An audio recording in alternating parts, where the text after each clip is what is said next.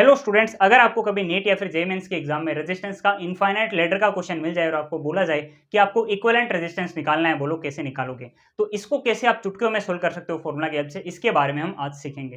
तो चलो शुरुआत करते हैं। जैसे देखो, आपको इस तरीके से एक इनफाइनाइट लैडर दे रखा है कि आपके पास में देखो इस तरीके से करके रेजिस्टेंस R1 है, R2 R3 है, R1 R2 R3 है, फिर R1 और इसके बाद में R2 होगा, फिर R3 होगा। इस तरीके से करके चीजें इनफाइनाइट तक चलती रहेगी। इस तरीके का इसका पूरा पैटर्न होता है। ठीक है, सवाल का कई बार होता है कि आपको ये R3 नहीं दिया जाता है, सीधा R1 R2 तक ही चलता है, यहाँ पर नॉर्मली सीधा सीधा वायर होता है, तो भी आप उसी फॉर्मूला की हेल्प से सोल्व कर सकते हो। ठीक है, कैसे सोल्व करोगे ये मैं आपको सिखा देता हूँ। चलो शुरुआत करते हैं। देखो दोस्त, इसके लिए आपको R इक्विवेलेंट निकालना है, तो इसका फॉर्मूला क्या होगा? इसका फॉर्मूला होगा R1 plus R3 divided by 2 bracket में, फिर नया bracket 1 plus under root 1 plus 4 R2 divided by R1 plus R3। बस ये फॉर्मूला है, थोड़ा मुश्किल से आपको याद होगा, बट ये फॉर्मूला आपको याद करना होगा। इस फॉर्मूला को अगर आपने याद कर लिया तो फिर आपका इनफाइनाइट लैडर का क्वेश्चन चुटकियों में खत्म। बस फॉर्मूला याद करते ही ये क्वेश्चन खत्म। जैसे देखो, मैंने आपके सामने एक डेमो क्वेश्चन अभी अभी बनाया। ठीक है, जैसे मैंने ये ट्रिक सोची कि ट्रिक मेरे को आपको करानी है, तुरंत मैंने क्वेश्चन डिजाइन कर लिया जिससे आपका अच्छा सा आंसर आ जाए। ठीक है, इसका आंसर देखना फाइनल 4 ओम आएगा।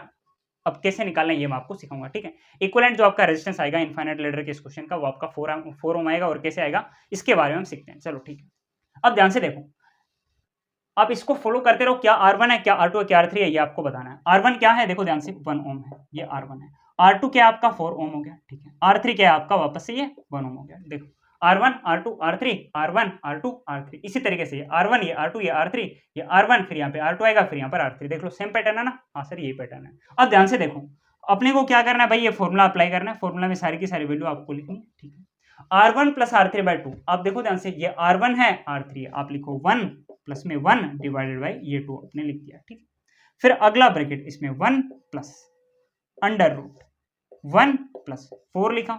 R2 का वैल्यू ध्यान से देखो 4 है, तो 4 multiplied by 4 divided by R1 plus R3, मतलब 1 प्लस 1। सोल्व कर लो भाई, आ जाएगा आंसर।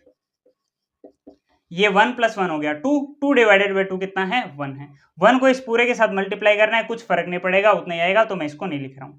आप इसको सीधा सीधा लिखो 1 प्लस में अंडर रूट 1 प्लस 4 R2 था, बिल्कुल 4 मल्टीप्लाइड बाय 4 मतलब 16 डिवाइडेड बाय ये 1 प्लस 1 कितना हो गया, 2 हो गया। 16 डिवाइडेड बाय 2 कितना होता है भाई, 8 होता है, बिल्कुल। 16 बाय 2 कितना होता है, 8 होता है।